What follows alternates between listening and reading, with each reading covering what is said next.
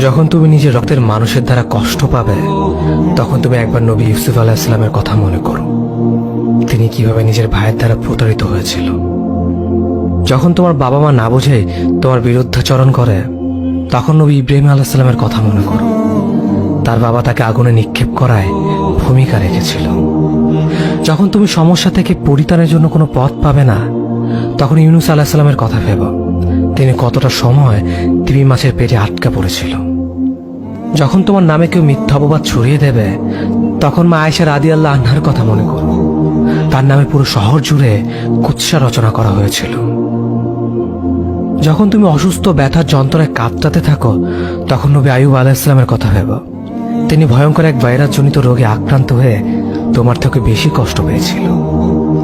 যখন তুমি দিনের কোনো বিধান নীতিতে যুক্তি খুঁজে পাও না, তখন নবী নূহ আলাইহিস সালামের কথা ভেবো। তিনি কোনো প্রশ্ন ছাড়াই মরুভূমিতে নৌকা তৈরি করেছিল।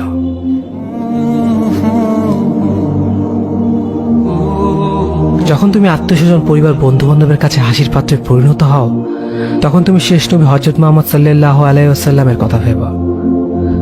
রাসূল সাল্লাল্লাহু আলাইহি ওয়াসাল্লাম বলেছিলেন, সবচেয়ে বড় পরীক্ষা দিয়েই সব থেকে বড় পুরস্কার আসে। যখন আল্লাহ কাউকে ভালোবাসেন, তখন তাকে পরীক্ষা করেন, এবং যে এই পরীক্ষাগুলো মেনে নেয়, সে আল্লাহর সন্তুষ্টি অর্জন করে। আর যে অভিযোগ করে, সে তার ক্রোধের পাত্র হয়। হে আল্লাহ, তোমার কথা মনে করা, তোমার প্রতি কৃতজ্ঞ হওয়ার এবং তোমার ইবাদত করার তৌফিক আমাদের দান করো। আমিন।